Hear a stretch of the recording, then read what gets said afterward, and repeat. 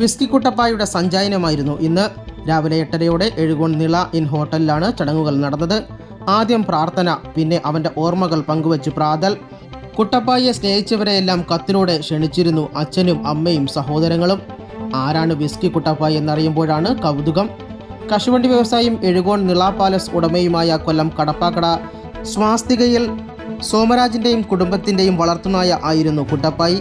പഗ്ഗിനത്തിൽപ്പെട്ട അവന് 45 ദിവസം പ്രായമുള്ളപ്പോഴാണ് സോമരാജൻ്റെ മകൻ വൈശാഖ് എറണാകുളത്ത് നിന്നും കൊണ്ടുവന്നത്.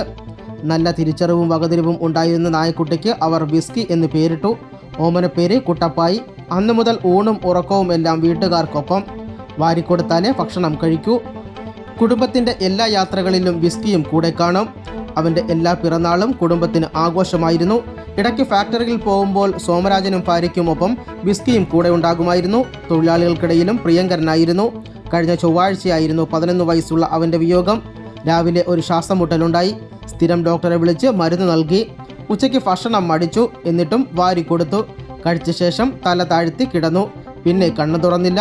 പ്രായാധിക്യം കൊണ്ടുള്ള ഹൃദയാഘാതമായിരുന്നു മരണകാരണം. പെട്ടിയിലായിരുന്നു അടക്കം ചെയ്തത്. 16 കഴിഞ്ഞാൽ പറശ്ശിനിക്കടവ് മുത്തപ്പൻ്റെ സന്നിധിയിൽ അവൻ്റെ ഒരു വെള്ളി രൂപം സമർപ്പിക്കും. പിന്നെ സംസ്കരിച്ച സ്ഥലത്ത് സ്മൃതി കുടീരവും. അവിടെ വയ്ക്കാനായി കുട്ടപ്പായിയുടെ കുഞ്ഞു പ്രതിമയും ഓർഡർ ചെയ്ത് കഴിഞ്ഞു സോമരാജിൻ്റെ മകൾ നീള. അവർ ഞങ്ങൾക്ക് നായക്കുട്ടിയല്ലായിരുന്നു, ഇളയ മകൻ തന്നെയായിരുന്നു. അത്രയ്ക്ക് ഞങ്ങൾ അവനെ സ്നേഹിച്ചു. അവൻ തിരിച്ചു വരുമെന്നാണ് രജിത പറയുന്നത്.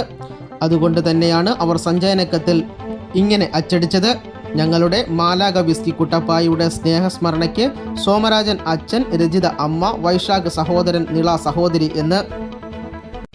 എല്ലാ ആഴ്ചയും ഞാൻ ഓരോ പേര് എനിക്കൊരു യങ്ങർ ബ്രദർ ഇല്ലാത്തതിൻ്റെ വിഷമത്തിൽ എനിക്ക് എൻ്റെ ബ്രദറൊക്കെ വിളിച്ചാൽ എനിക്കാണ്. എനിക്ക് ഫസ്റ്റ് ഒരു ബ്രദറിനെ പോലെ ആയിരുന്നു. ഞാൻ 11th ഗ്രേഡിൽ പഠിക്കുന്ന സമയത്ത് എനിക്ക് എൻ്റെ ബ്രദർ വാങ്ങിച്ചു തന്നെ. എനിക്ക് രാവിലെ എണീറ്റ് എനിക്ക് ഉടനെ അവനെ കാണണം. ബിക്കോസ് അവന് ആക്ച്വലി കൂടുതൽ ഇഷ്ടം അച്ഛനെയാണ്. അച്ഛൻ്റെ കൂടെയാണ് കൂടുതലും ടൈം സ്പെൻഡ് ചെയ്യണത്. നമ്മുടെ ഫാമിലിയിൽ വലിയൊരു ക്രൈസിസ് നടക്കുന്ന സമയത്ത് ഞങ്ങളുടെ എന്താ പറയുക, ലൈക്ക് ഞങ്ങൾ ബ്രേക്ക് ഡൗൺ ആവാതിരിക്കാനുള്ളൊരു റീസൺ തന്നെ അവനായിരുന്നു. അവൻ ഭയങ്കര സുഖമായിട്ടാണ് മരിച്ചത്. Because he deserves it. അത്രയും നല്ലൊരു എന്താ പറയുക സോളാണ്.